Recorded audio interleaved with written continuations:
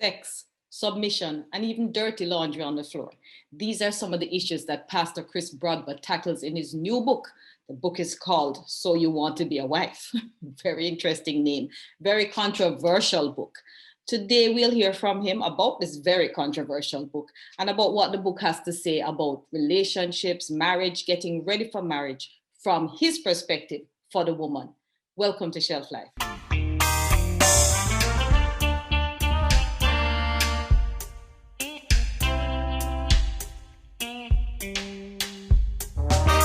I have with me the one and only Pastor Chris Brodber.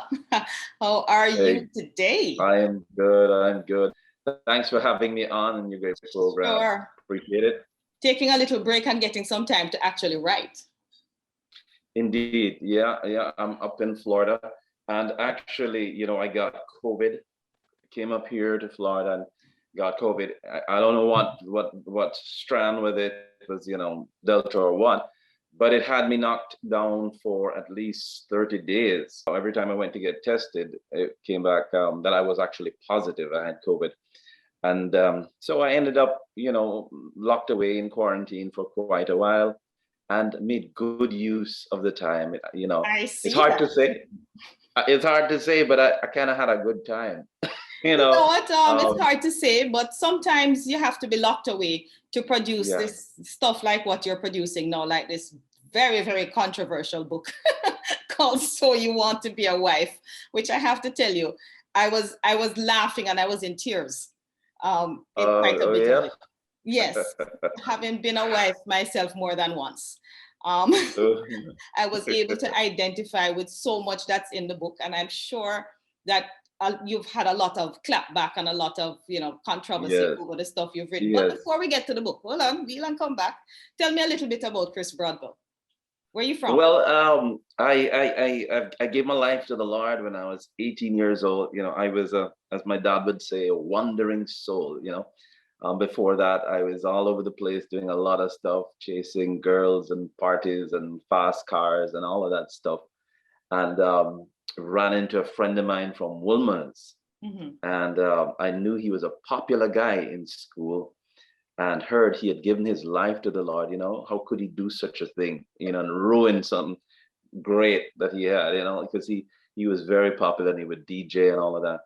And so I had to find out from him, why would he give up such a promising, opportunity to have so many women at his feet, because all the high school barbecues and so on, he was the thing. And he told me he gave his life to the Lord. Wow. And so I said, what in the world, you'd throw that all away for, and why? And he said, this life is so much better. I'm having so much more fun. So I had to investigate for myself how we could be having more fun in this thing called Christianity. And so I followed him to church and gave my life to the Lord at 18 and never looked back. And I've been serving him since. I've pastored in the inner city in Jamaica, pastored 2 churches in Barbados. We launched one in Bridgetown, Barbados. And I was up there in St. Michael with another church called Revival Time Assembly for 5 years. And I've been serving. But you know what? We need to talk about the book, right? We need to talk about this book. All right. Well, it's a product of being locked in. It's a product of being locked in and realizing that there is a cry out there. Listen, the truth is I had a lot of time to think and a lot of time to do a lot of surfing. And I ended up on TikTok. And I ended up in YouTube listening to people like Dr. Helen Smith and some of the writers and thinkers on the issue of relationship. And then it came back to me that, yes, this is true. This stuff is real, that we have to do better in preparing couples for marriage because there's too much divorce. Okay. There's too much heartache and heartbreak. Okay, so you say couples, but the name of the book is So You Want to Be a Wife. And you chose to target women. Serious. Initially, I like that. Because there's some, actually, I found the book controversial, but I also found some serious reality in the book. Because one of the first things that you deal with, and we're going to talk about the sex topic, but before you even get there, right, one of the things that you deal with is all the stuff that when you're getting married and it's all hairy-fairy and everybody's in love and it's all exciting, you don't think about the dirty laundry that I'm going to leave on the ground. You don't think about what you're going to do, and you're not prepared for what you're going to do if he happens to be one of those men who like to be out with the boys, and you put up with it while you were single, but now you're married and he's still out with the boys. Nobody prepares you for that. And that's one of the things that I see you talk about a lot here, you know. And why did you go down this road? Why this book? Because it is a reality. It, you know, the thrust of love and the butterflies in the belly, you know, they say love is blind, and you overlook the fact that him kind of untidy, and you overlook the fact that him burp loud, you know, and those things, and you get married anyway, and then those things tick you off, and you forgot that you saw some of these things before, you know, and it was never resolved. And so the idea is no surprises. Let's prepare you for each other better, you know, and think about some of the things that people don't tend to think about. Right. Yeah, you know, I had one couple, because I do premarital counseling, and one couple, she said this, that all men cheat. And how are you getting married with that in the back of your head? Yeah. That all men cheat. Which is so not true. It's not true. I know that's not true. You know, I know that's not true. But she's getting married with that in the back of her head. So she's expecting it. She's expecting it. Which means she's going to be looking for it. And figuring that he's doing it. So how do you start there? You know, and the Bible does tell us, naturally, you have a man and you have a woman, there's going to be sparks, because it's two different types coming together. Right. So finding synergy is going to be difficult, but it's possible. And our role as counselors, as pastors, in trying to help young couples is to remind them to think about the things that you don't tend to think about. What happens if he gets sick and he can't work for a year, for 2 years? What are you going to say? Is a no good man? And sickness don't have to be only physical health, something wrong with him. It can be emotional, it can be psychological, something wrong with him. Can be mental, know? He could be depressed. You could be depressed.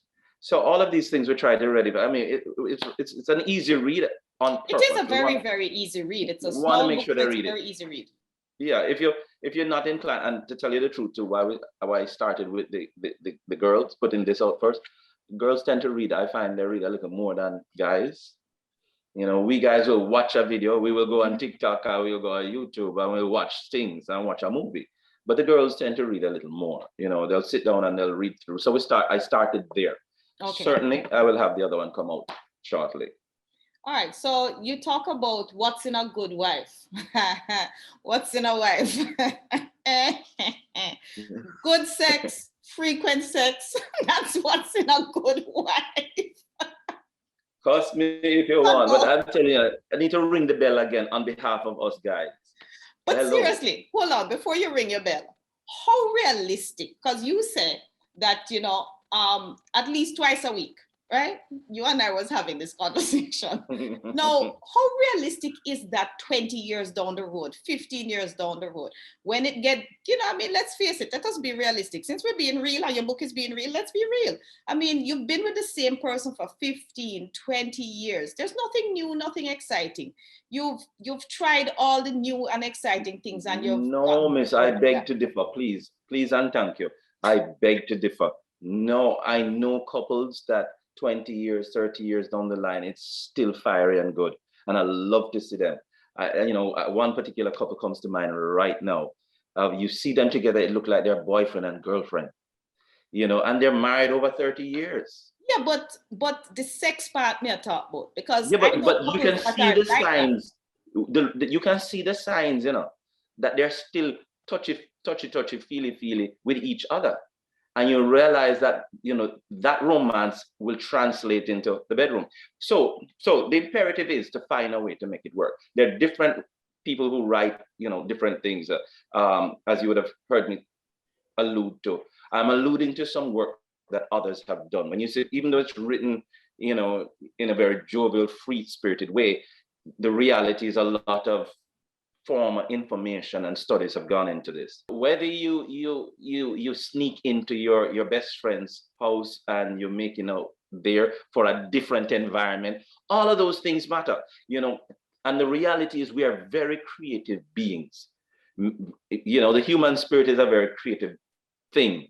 And so if it means we need to, we're going to the cinema and we meet me in the bathroom at, in 3 minutes, as husband and wife, hello, these things, it spice up the marriage. And it just has to be that you're open to it.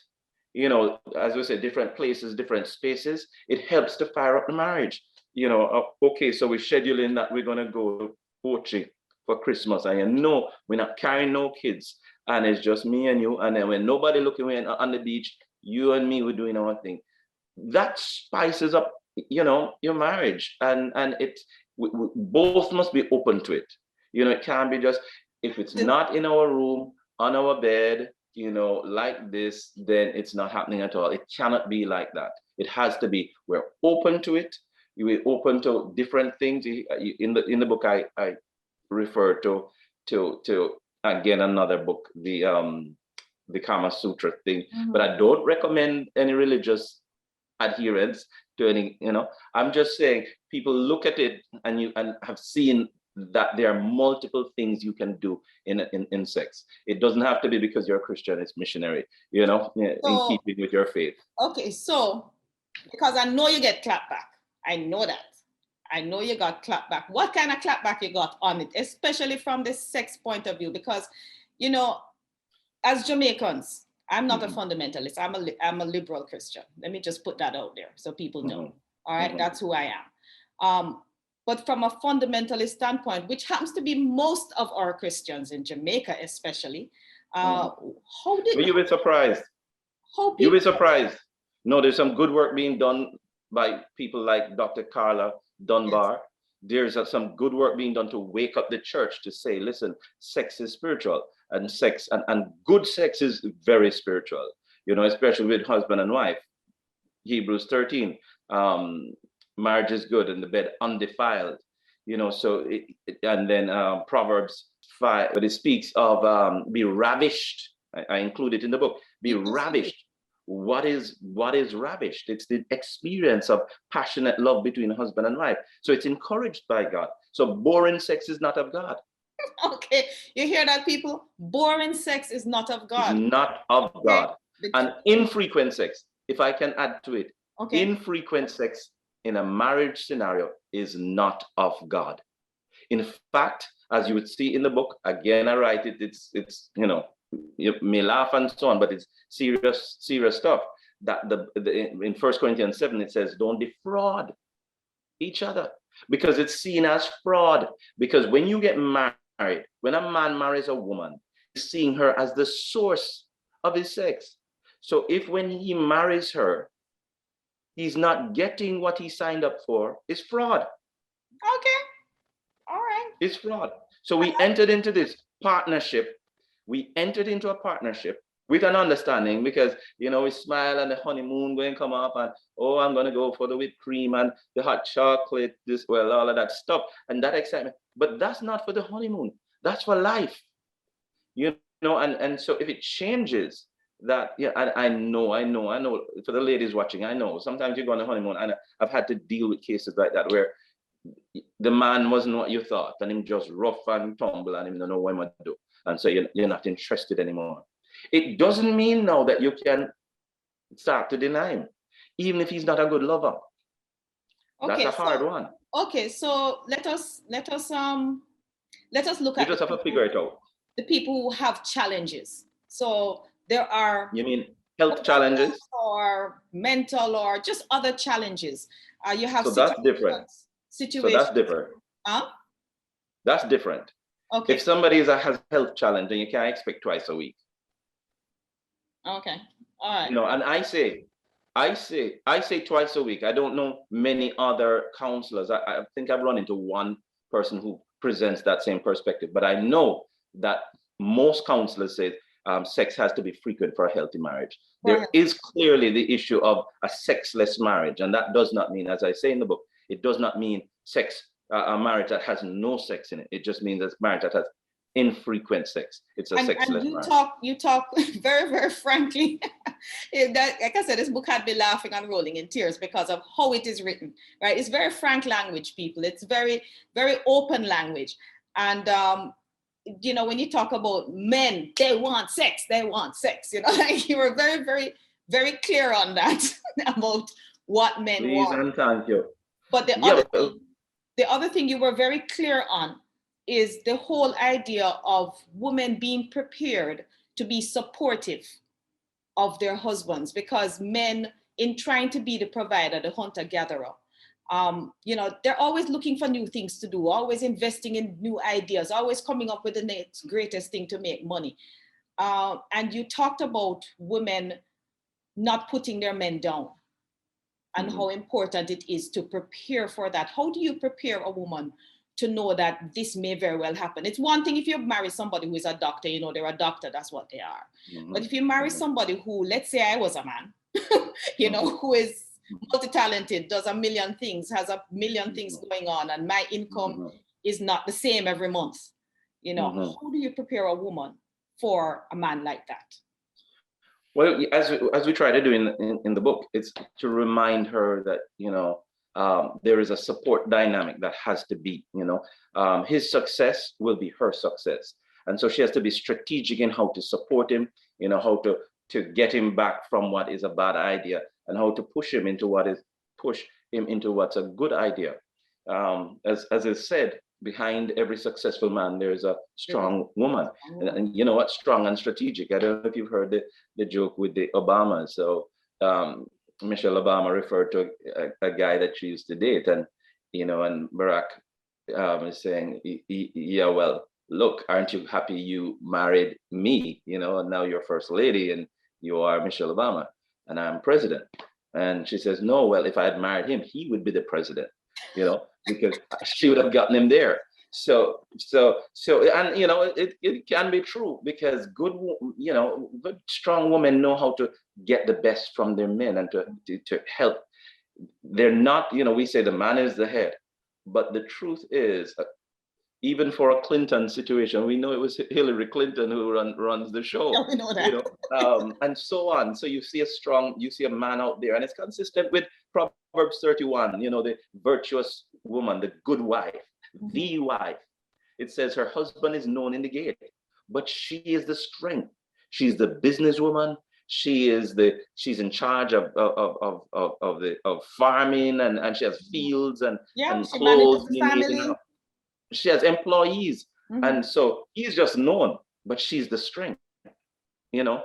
And I have another book coming out called Men Are From Mud, Women From Bone, which really highlights the issue of our differences, because we need to remember we are different. And so, you know, in the book, we're trying to, I'm just reminding women that, look, it's something you need to think about. Your husband may come up with some silly ideas. I have done it. I'm guilty. I know many friends that have done it. I have 2 brothers, 2 stepbrothers. I've seen it. You understand?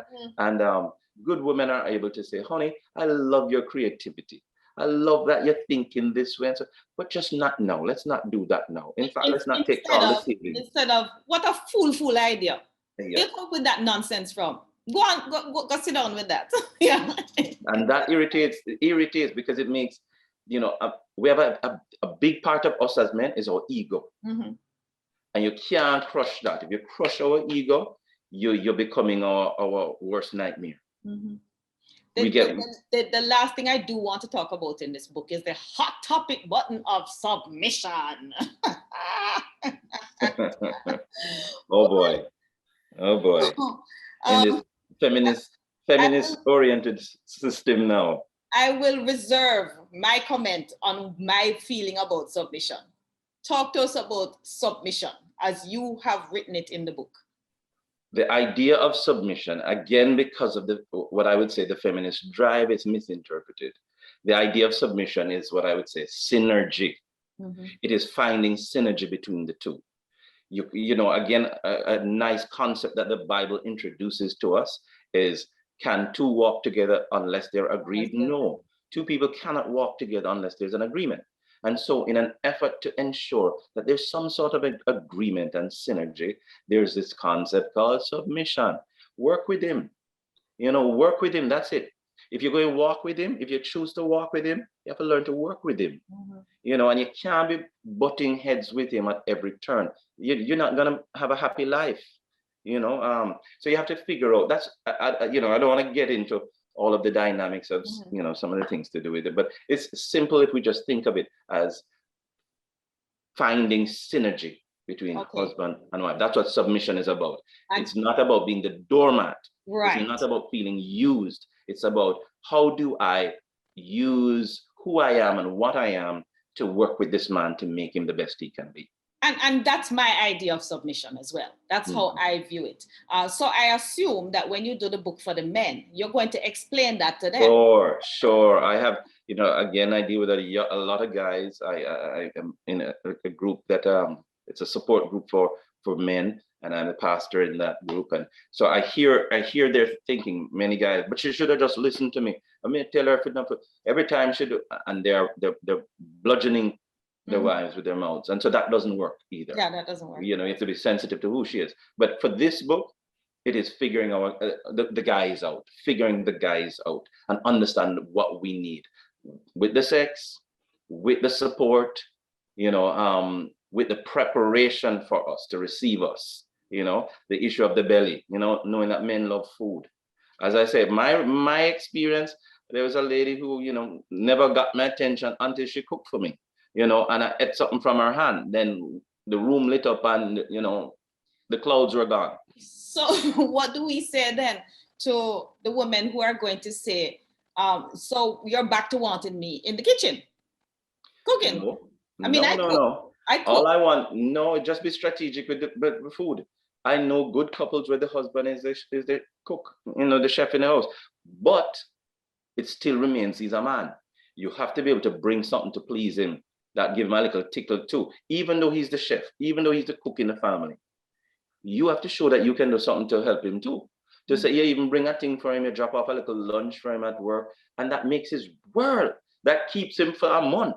The fact that you just drop off a little, you made a little salad for him and carry it to him at work. Now he's the one that's cooking at home. Right. He has no problem being, coming home and cooking, but that you remember his belly, it will go a far way. And it's, the challenge we're having now is that a lot of women are saying, I'm tired of being the one to be doing the cooking and be looked at to answer our family's food needs. We understand that. And a lot of men have shrugged from the responsibility of jointly taking care of the food needs, cooking and cleaning too, and all of those stuff. But it still remains true that men love them belly. And food matters. The way to the man's heart is still through his belly. So let me tell you, if next door lady baking cookies and baking cake and cooking food, even that chef, women know what they're doing. You ask Eve, how did Eve get Adam to eat that fruit? It's food. She bringing food to him. So it's standard. We love our belly, and food gets us our heads turned. Just like, the shapeliness and the offer of sex. That's why I say to women, you have the power to run things. You do. God gave it to you. I mean, God gave it to you. Some of us know that we have the power. I don't want to sound like, men are, are sex crazed and, No. and so on. It is just what we are. God made us that way so that we could procreate properly and, be fruitful and multiply. God gave us this drive where we need, as Dr. Miles Monroe would say, men don't want sex, they need sex, like we need oxygen. And so women have to understand that. Men, similarly, men need respect. We need to feel respected because we have an ego, and you have to be prepared for that. If you want to be a wife, you have to be prepared to partner with a man, especially if it's hopefully you're marrying a man. It sounds to me like, Pastor Brodber, when you go back to Jamaica, you're going to have to do actually in-person seminars once COVID done keep, for women. You know, it's interesting that we always have, for women, you have women telling women how to be a wife. And then usually have men telling men how to be a husband. So maybe we should partner. I'll talk to the men for you. Excellent, excellent. I'm up for it. I am. Because I can tell men what we're looking for in a husband. Excellent. You know, excellent. Is that you look for in a good husband. And so excellent. I think we have something here. I think there might be something to this. Let's do it. This is the only COVID is not the only pandemic.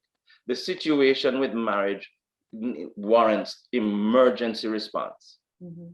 Emergency response. I heard a very successful woman, excellent. She's been awarded, in her field. She's a doctor and researcher and all of that. And she says she has given up on happiness. Wow. She's married with kids and she was serious. She said, I've given up on happiness. I'm just doing what I need to do. Wow. And that's not good. If you have studied and you've labored and so on, you deserve to have a good life and be happy. And so we need to figure out how to do that. And I think the foundation for happiness is indeed, knowing yourself and being comfortable in your own skin. But if you choose a partner, that the partner complements that whole situation of happiness, that you feel loved and you find a place to give your love, and you feel appreciated.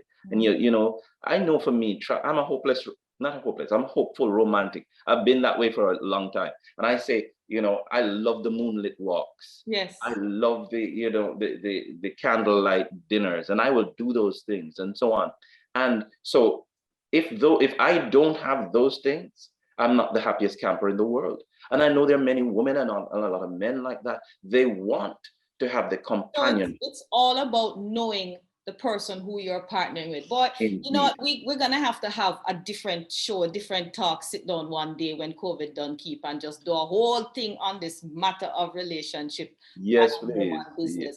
Because it's always interesting, but I'm running out of time. So last words. Give me your last words. All right. I'm encouraging you. I'm encouraging the couples, men and women, to get the book.